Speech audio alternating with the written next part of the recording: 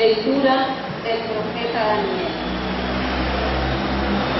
En aquellos días dijo el rey Nabucodonosor: es cierto, Cedrac, Mesac y Abednego, que no quieren servir a mis dioses, ni adorar la estatua de oro que he mandado levantar.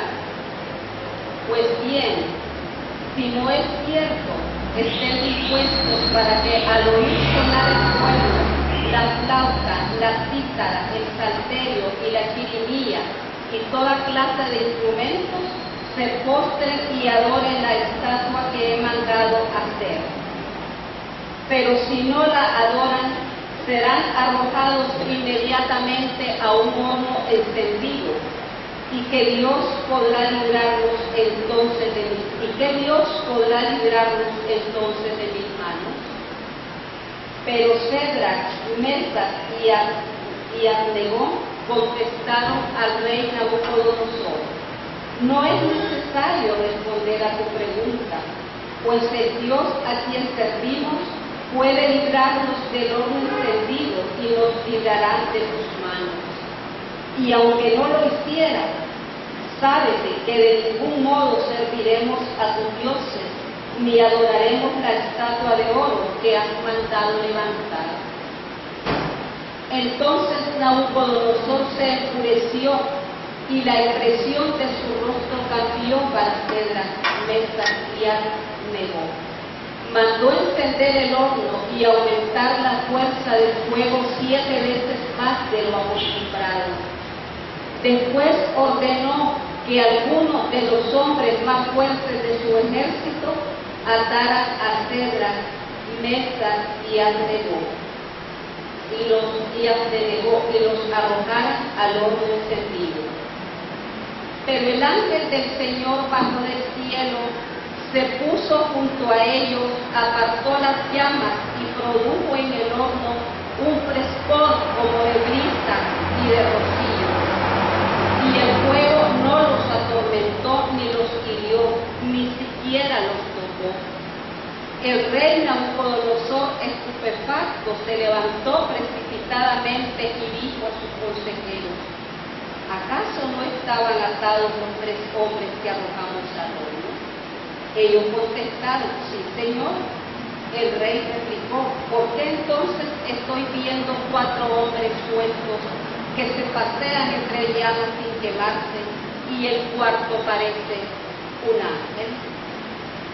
Nabucodonosor los hizo salir del horno y exclamó: bendito sea el Dios de Cedrac, Mesac y Abednego, que ha enviado a su ángel para librar a sus siervos, que confiando en él desobedecieron la orden del rey y expusieron su vida antes que servir y adorar a un Dios extraño.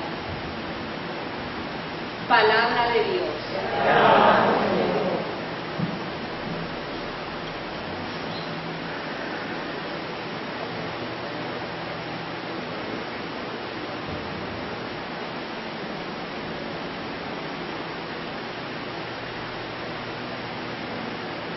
Salmo responsorial.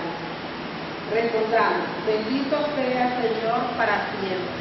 Bendito sea Señor para siempre. Bendito sea Señor, Dios de nuestros padres. Bendito sea tu nombre, santo y glorioso. Bendito sea Señor para siempre. Bendito seas en tu templo santo y glorioso. Bendito seas en el trono de tu reino. Bendito sea Señor para siempre. Bendito eres tú, Señor, que penetras con tu mirada los abismos y te sientas en un trono rodeado de querubines. Bendito sea, Señor, en la bóveda del cielo. Bendito sea, Señor, para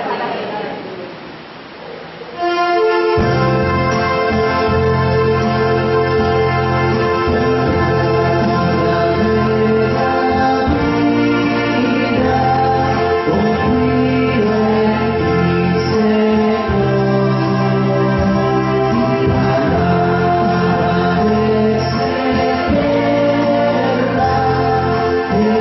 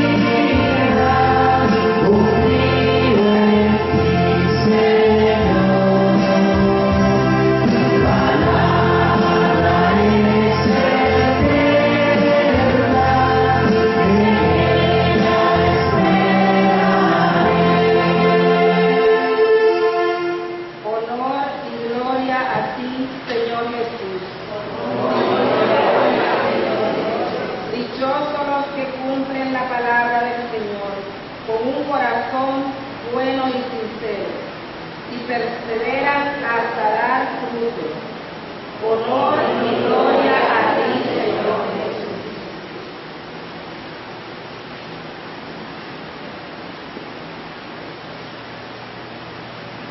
El Señor esté con vosotros. Lectura del Santo Evangelio según San Juan.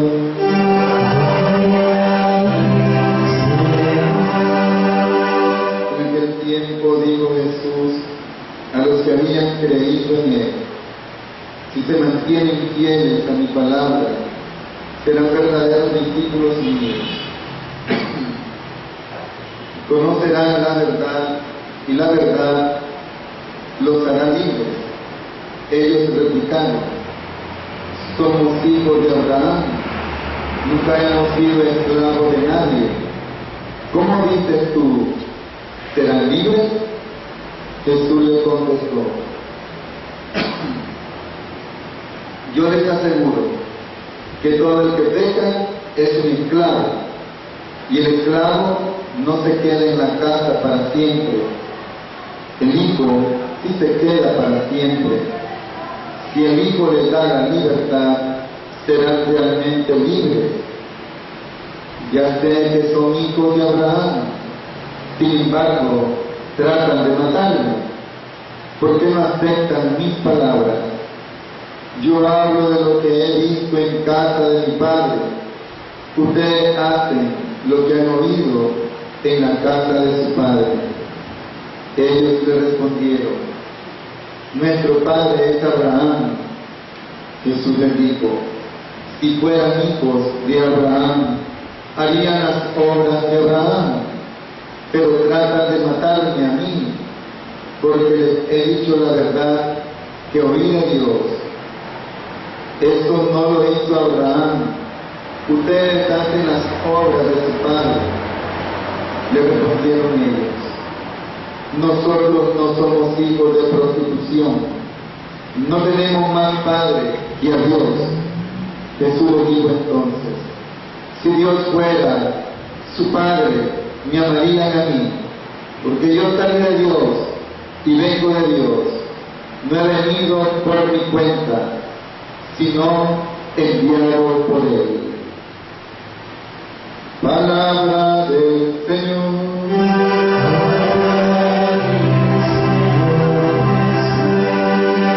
La palabra de este Santo Evangelio. El Señor perdone nuestros pecados.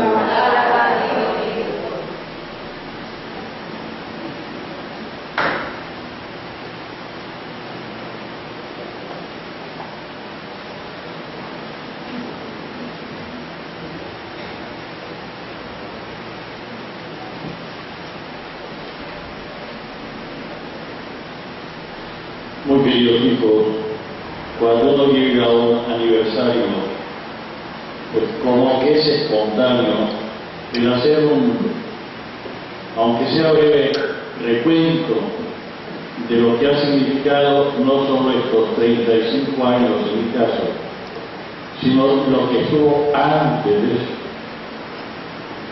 Y por qué no decir que me ha tocado, y a los que son de mi edad o mayores, les ha tocado ver toda una transformación, un cambio en profundidad en la iglesia.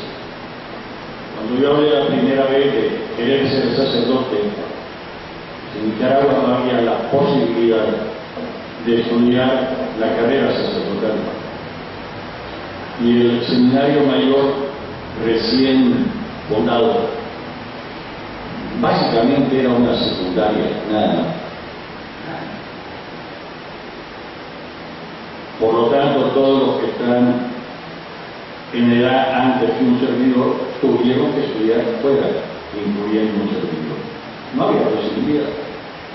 Más aún la realidad eclesial, no creo que en los años 50, inicios de 60, en toda Nicaragua hubiese más de 100 sacerdotes, de los cuales más del 70% eran religiosos y una inmensa cantidad extranjeros, básicamente españoles.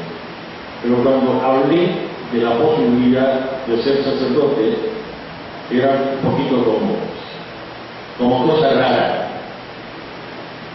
Estudiaba, gracias a Dios, en un colegio religioso. No nada de extrañar que mi vocación se decantara hacia esa misma orden religiosa de Calasanz. Pero no obstante, dentro de la misma orden no había una conciencia de que hubiese vocaciones nativas del lugar. Yo recuerdo, hablando bastantes años después, con el padre que me dio segundo grado, decía, la conciencia que traíamos era, nosotros, España pone las vocaciones que América pone el dinero. Siempre había alguien que se escapaba. Un recuerdo muy especialísimo para el padre Bruno Martínez Sacedo.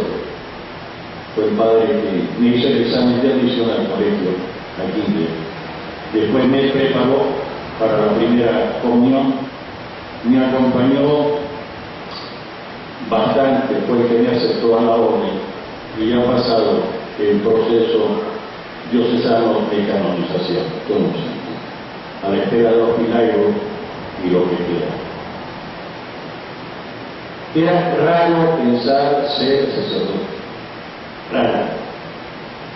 Recuerdo anecdóticamente que una señora muy amiga de mi mamá, de las íntimas, que estaba casi todos los días, que me dijo, por lo que querés es sacar unas vacaciones pagadas por parte de los padres del Calasanz, olvidate que vos no tenés vocaciones.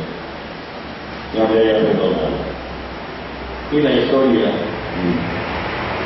Y se acercó, recuerdo, porque siempre los hay, un sacerdote diocesano, amigo de la familia de mi papá, me dice, dicen que si querés ser cura, le digo, pues sí, me dice, te lo pago todo, para que seas de la nueva generación de obispos, porque yo no fui obispo, pero en el pensar en la carrera sacerdotal como una buscar cosas dentro de la iglesia.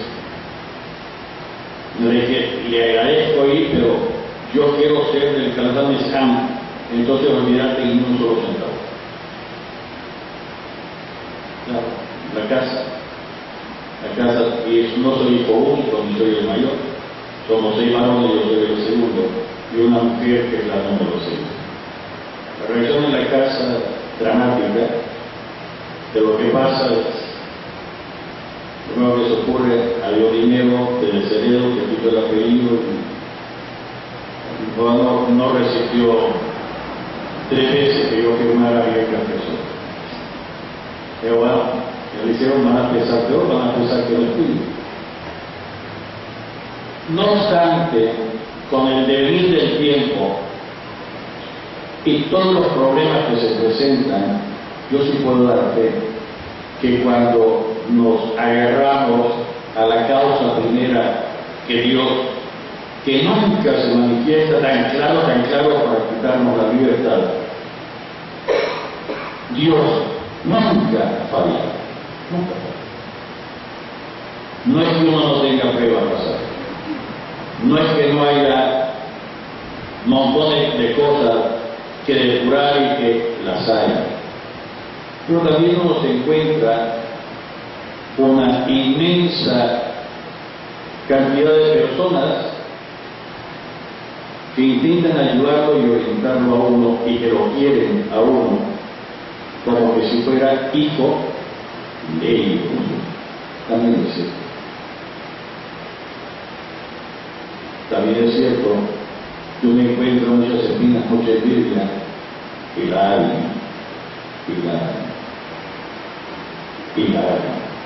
pero el Señor siempre está presente.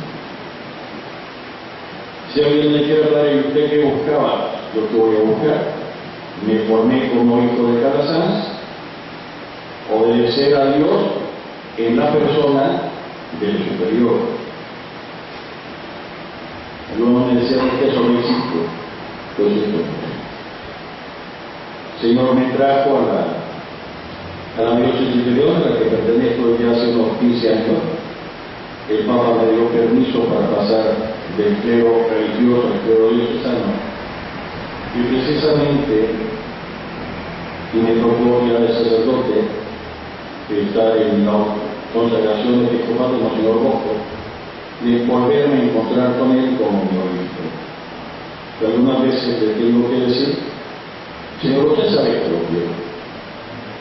Lo conocí a usted de seminarista, usted sabe que lo quiero. Sin embargo, aunque tendría que quererlo a usted como mi papá, a usted no lo puedo querer como mi papá, lo quiero como mi hermano mayor. Para mí, mi papá en el espíritu es el cardenal Obando. Y ese día le digo, no sé, le digo que a usted le pasa algo similar. Porque hay personas que marcan en profundidad. Hay otros que, incluso religiosos, religiosas, dirigentes, incluso de movimientos de élite, perdóname decir, que son mucho teatro, que son mucho maquillaje y no hay profundidad, no hay calor. Yo le doy gracias al Señor porque Él y no sé cuántos cientos de monjitas y de otras personas que han rezado por mi perseverancia y mi fidelidad al Señor. Y ahora ustedes me acompañan a darle gracias al Señor. Me decía el obispo, Monseñor Bosco, dice: Padre, 35 años y el tiempo que algo de tiempo, por lo menos como para poder hablar en propiedad. Pues bien, en las lecturas que hemos escuchado, bellísimas lecturas, peligrosísimas lecturas. En la primera nos encontramos con un algo reiterativo a lo largo y a lo ancho de la historia de la humanidad. Hay personas que, aun a pesar de los pesares y jugándose el pellejo, son fieles al Señor. Y vienen a ser como animales raros. Y por otra parte, siempre lo tenemos, incluso entre las naciones que quieren presumir de mayores libertades y mayor democracia a su tipo y a su estilo. Quieren ponerle una camisa de fuerza tan grande que incluso controlar el sistema de creencias, que es la libertad básica, incluso la que da origen a la libertad de pensamiento, la libertad de culto, de cómo me relaciono yo con Dios, no solo individual, sino en colectivo, que después se va a proyectar a otro grado en la libertad de asociación y otra serie de libertades. Y hay quien quiere incidir y hay quien quiere cambiarla. Y aunque la casi totalidad de las personas sucumbe ante la prueba, siempre nos encontramos personas que son fieles al Señor. Hoy en estos tres jóvenes, parte de lo que atraviesa los 73 libros de la Sagrada Escritura y que muy técnicamente se llama del resto fiel de Israel. Fiel al Señor, incluso jugándose la propia vida, la propia muerte. Y cuando uno escucha, ve situaciones de estas, si somos honestos, uno tendría que preguntar: y si a mí me tocase estar en esta situación, ¿qué haría? ¿Qué haría? Y que no me diga alguien: yo le sería fiel al Señor aunque me echaran al horno. No sean mentirosos, ni se engañen. Lo más que podríamos decir, si somos auténticos: no sé lo que haría o me quebraría. Aquí tenemos una fidelidad hasta las últimas consecuencias. Pero cuando vemos estos ejemplos, porque todo ejemplo, valga la redundancia, es ejemplar, muchas veces caemos en otra tentación, y tan grave que es una de las que le hace el demonio a Jesucristo. El pensar que no me puede pasar nada porque el Señor me cuida.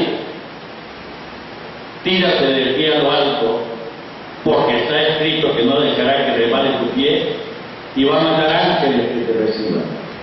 Y caemos tantas y tantas veces desde la forma más sencilla de que le dice a uno, aquí ando la magnífica, tal estampa, tal oración, y por lo tanto no me puede pasar absolutamente nada. Ingenuo Jesús. Y quien piensa que haga lo que haga, si está agarrado del Señor, no le puede pasar absolutamente nada. Uno tendría que decirte, Riquito, ¿cuándo abrir los ojos? Si nadie más cerca del Padre que el Hijo, y al Hijo nosotros lo adoramos, no lo veneramos, lo adoramos en la cruz. Y quien piensa de esta forma es el riesgo de cuando viene la primera dificultad, la primera enfermedad, que alguien le dio la espalda, dice que pierde la fe porque el Señor no le fue a socorrer en ese momento. Y lo que nos pasa es que tantas veces nuestra fe es superficial, como de niño, aquella cosa tan bella que nos dice San Pablo. Ustedes que son la mayoría del ministerio de la salud. Cuando éramos niños, se nos daba la comida de niños, no podíamos ingerir otra. Cuando somos niños en la fe, se nos dan las cosas suaves, no es que se nos mienta, porque no podemos tolerar otra cosa. Pero de la misma forma que el organismo humano avanza y requiere un alimento más fuerte, nuestra conciencia, nuestra vida cristiana crece y necesitaría un alimento más fuerte que nos pueda mantener fieles al Señor en la vida sana del Espíritu. Ya lo decía San Pablo, y déjenme repetir lo de Pablo con otras palabras. A ninguno de nosotros se le ocurre darle a un tierno que lo amamantan todavía una catamala. Y no porque la catamala sea mala, no es capaz de digerirlo. Pero a nadie se le ocurre que nosotros los adultos nos vamos a alimentar con leche materna y con agüita de arroz. No porque sea mala, y no porque al niño se le engañe dándole una comida que no sustenta, simplemente no puede otra cosa. Y al crecer necesita la comida pura. Digo, ya lo dice San Pablo. Por lo tanto, cuando nosotros ingenuamente no queremos crecer en el conocimiento del Señor, y se crece en el conocimiento del Señor ciertamente por la experiencia que nos tiene que dar nuestro encuentro personal con el Señor en la oración, en la celebración de la liturgia, pero también se crece intelectualmente. No es lo mismo que cuando teníamos 7 años, a mí me prepararon de 6 años la primera comunión, lo que podía intelectualmente comprender que lo que comprendo hoy. Luego el ejemplo, la transmisión de la verdad era adecuada a mi capacidad de ese entonces, pero no es capaz de sostenerme de mayor. Por lo tanto, el estudio de la doctrina, el estudio del catecismo de la Iglesia, que tanto nos insistieron los dos papas el año pasado, el estudio profundo, no solo de nuestro segundo concilio provincial de Nicaragua, que está vigente, sino el estudio profundo de nuestro segundo sínodo diocesano, que es lo que nos dice el Señor a nosotros que vivimos en esta diócesis de León, es decir, departamento de León, departamento de Cinategra y el municipio de San Nicolás, del departamento de Estelí, que conforman la diócesis de León. Para vivir al Señor tenemos que vivir el sínodo. Y el primer documento no fue por que a alguien se le ocurrió, es el documento de la identidad diocesana, nuestra identidad como familia dentro de la Iglesia, familia de la diócesis de Dios. Y si no la tenemos, lo siento mucho, perdemos el tiempo. Ya podremos rezar mucho, ya podremos invitar a quien sea, ustedes me lo comprenderán, como que si alguien vaya a pedirle al vecino que le recetaron y se aplique esa receta sin que le diagnostiquen y le receten personalmente para él o para ella. Que algunas veces no solo es perder el tiempo, sino dañar nuestra salud. La física en el caso de la receta del vecino, la espiritual en el caso cuando nos vamos a copiar a otras diócesis, a otros países, a otras costumbres, a un templo de la misma Iglesia. Para y entonces, ¿qué hacer? El bellísimo Evangelio de hoy nos da cómo no nos va a dar. No solo la orientación, sino la clave. La verdad. Sabemos que Jesucristo es la verdad, pero la verdad con mayúscula que se antepone a aquellos niveles de conciencia, algunas veces equivocados, o algunas veces por el chauvinismo exagerado, que incluso nos impiden reconocer a Jesucristo cuando está delante de mí. Ay, Padre, ¿qué es lo que dice? Es que si yo hubiera estado en tiempo de Jesucristo, es que si Jesucristo se me apareciera a mí,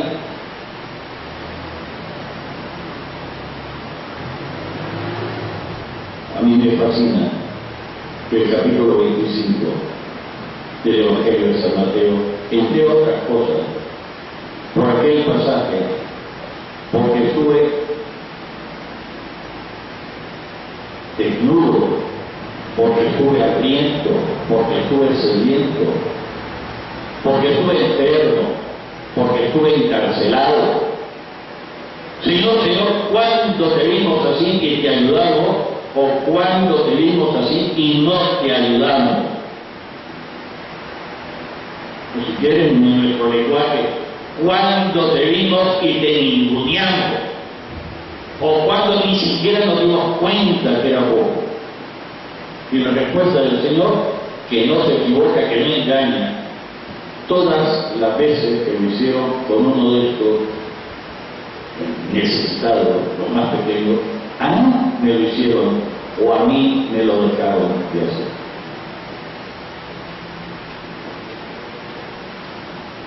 Y cuando se trata en el mundo de la salud, cuando se trata en el mundo de los privados de libertad, como eufónicamente se dice ahora, uno tiene tantas ocasiones de encontrar y servir a Jesucristo en la persona concreta de esas personas, o de seguir prefiriendo a Barrabás y mandar a Jesús al capítulo. Ay, Padre, pero usted no sabe cómo es la realidad. Volvamos a escribir el Evangelio y volvamos a decirle a Jesucristo que se equivocó. Y para los que se creen sabios y entendidos y piensan, no, claro, como Mateo es una forma de hablar y no está diciendo lo que dice, tomemos el bellísimo pasaje hecho de los apóstoles, conversión de Saulo. Saulo, Saulo, ¿por qué me persigues? Y el otro Señor, ¿quién eres que estoy persiguiendo? Soy Jesús de Nazaret, a quien tú persigues. La identidad expresada entre Jesucristo resucitado y su iglesia es total. No solo en Mateo, sino en la conversión de Saulo. Y nosotros nos confesamos, aunque no entendamos mucho qué significa, que somos el cuerpo místico de Jesucristo. Y tantas veces somos la carta de presentación, más aún, la forma, la corporeidad en que Jesucristo se presenta a los demás, no para hacerse propaganda, sino para actuar, para hacer el bien, para perdonar, para jalar las orejas, para corregir, para transformar todo lo que está mal. Cierto que vamos a protestar, que somos hijos de Abraham, que pertenezco a tal movimiento, que pertenezco a tal grupo, que pertenezco a tal parroquia. Si lo fuéramos de verdad, reconoceríamos al Jesucristo que se acerca a nosotros y nos da la oportunidad que haciendo el bien nosotros nos transformemos en bienhechores.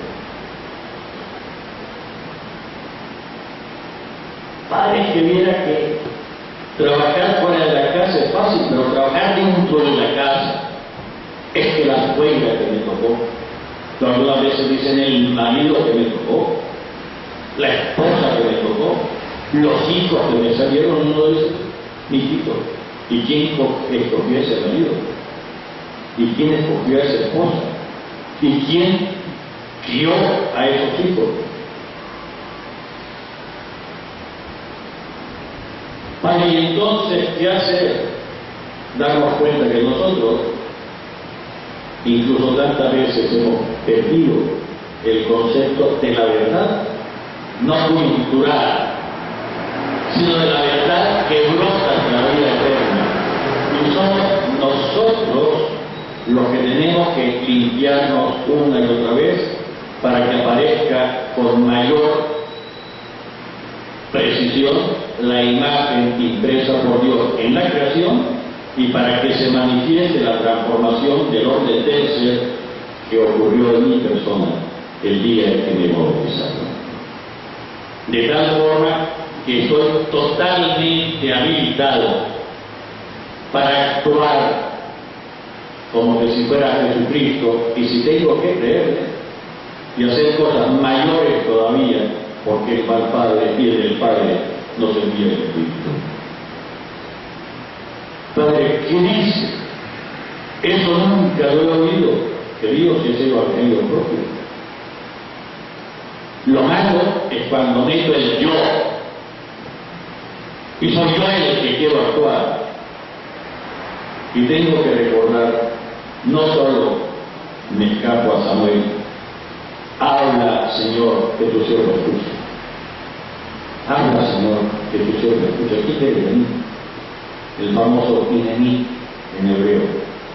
Inení, habla, Señor. Tantas veces le dice el Señor, alistate, que hay algo que te voy a decir. Y es al revés. Habla, Señor, que tu siervo escucha. Y cuántas veces en nuestra vida, aunque no veamos con claridad, tendremos que decir, he aquí el esclavo, la esclava del Señor, hágase en mí según tu palabra. Parece que no lo veo, no tengo claridad. Y nos dice la Sagrada Escritura que María conservaba todas esas cosas en su corazón, preguntándose qué querrá significar, y ejemplo de la meditación. Y cuántas veces espontáneamente, Señor, no puedo con esto, ayúdame, Señor, no lo veo, hace la luz, Señor, no me dejes caer, Señor, que no sea yo, que sea vos a través de mí, que me convierto como el barro en la masa, en la mano de la palabra. No quisiera terminar sin recordar que si lo que nos hace falta tantas veces es la verdad, verdad en nuestra propia historia individual, verdad, no echarle la culpa al otro, verdad en nuestra historia nacional, la nuestra, tan pervertida y tan hecha según los intereses de quien manda en su momento, de las ideologías. ¿Verdad? En cuanto a qué Dios que no soy yo.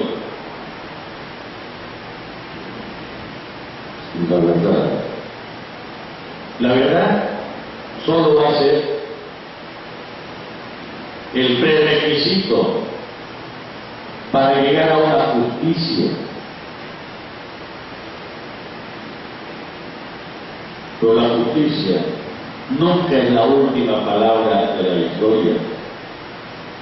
La última palabra, y nos toca a nosotros ponerla en acción, es la misericordia. Y la expresión de misericordia que supera a la justicia, la supone, no la anula, es el perdón. Es el perdón. Padre, ¿qué dice? ¿Y cómo voy a perdonar? Mijito, mijita, deja de rezar el Padre Nuestro. Deja de rezar. Porque Dios envió a su Hijo no a condenar al mundo, no a hacer la justicia en el mundo, sino a perdonarlo, a salvarlo, porque estaba perdido. Y nosotros, queridos hijos, ciertamente que somos instrumentos de la verdad, sí, es requisito. Ciertamente que somos instrumentos de la justicia, sí, es requisito. Pero ante todo y sobre todo somos instrumentos de la infinita misericordia de Dios, que quiere que se salve todo lo que está perdido, todo, incluyendo todas las personas, quitando todo el pecado y los frutos del pecado. Yo digo a ustedes que sigan rezando por mí, para que sea cada vez más fiel a mi ministerio, sea más claro en la predicación y en la celebración de los misterios de nuestra salvación, y cómo no, rezar por ustedes mismos y por sus familias, en el nombre del Padre, y del Hijo, y del Espíritu Santo.